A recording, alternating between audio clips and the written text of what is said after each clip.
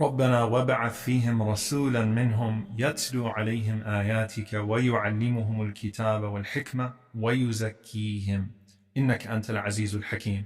Ibrahim alayhi salam finishes this dua as he completes the construction of the Kaaba by saying, Our Lord, send amongst them a messenger, يتلو عليهم آياتك, that will recite your verses upon them, ويعلمهم الكتاب والحكمة, and will teach them the book and its wisdom, وَيُزَكِّيهِمْ, and purify them with those words. And verily, you are Al-Aziz Al-Hakim, you are the exalted in might, the wise.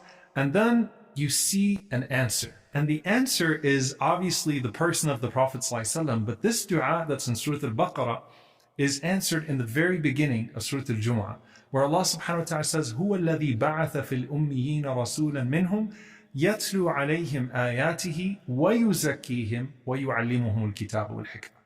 Allah says He is the one who sent amongst the unlettered a prophet, meaning the Prophet ﷺ, that would recite the verses upon them, وَيُزَكِّيهِمْ, and purify them with the verses and teach them the book and its wisdom.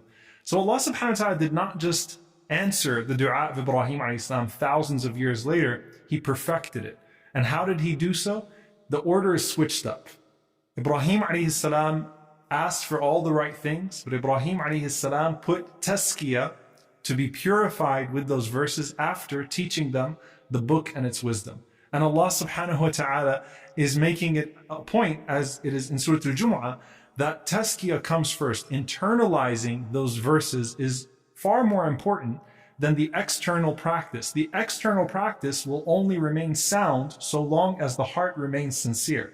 And so the dua of Ibrahim a.s. is perfected in the person of the Prophet ﷺ, who would recite these verses, the verses of the Quran, who would demonstrate those verses in action with his sunnah, and who would find a people whose hearts would be penetrated with those words first and foremost, so that they would stay true to the intent of that sunnah. And that was most demonstrated in the companions of the Prophet ﷺ. Now, I want you to fast forward thousands of years later and think of the Prophet ﷺ as he is now approached by Jibreel alayhi salam, and Jibreel has the buraq, the same animal that, according to those narrations, Ibrahim, Hajar, and Ismail rode from Palestine to Mecca.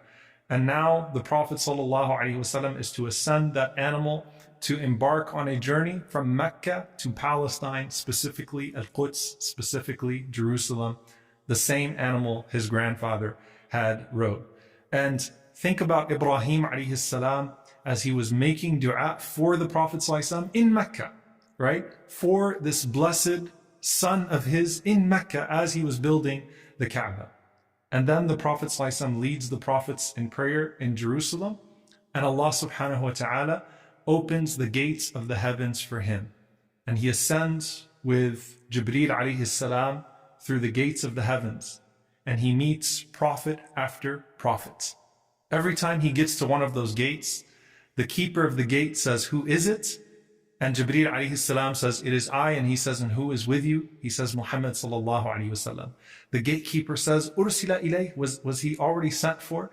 And Jibreel alayhi salam says, "Yes." And the keeper of that gate greets the Prophet sallallahu alayhi wasallam, who then meets one of the prophets, starting with Adam alayhi salam, who greets the Prophet sallallahu alayhi wasallam.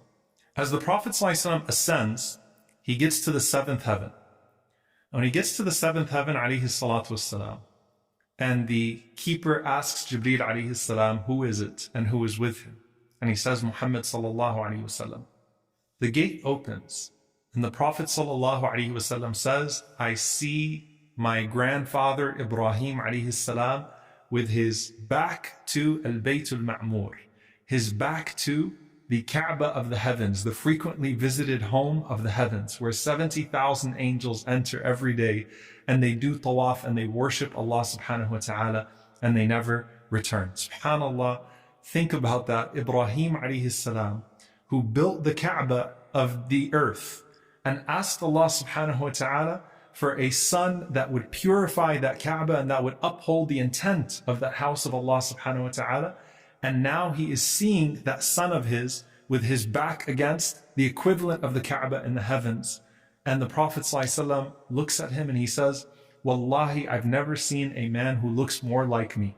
So, as the Prophet ﷺ was describing all of the other prophets and how they looked, he said, my father Ibrahim ﷺ, I've never seen a man that looks more like me.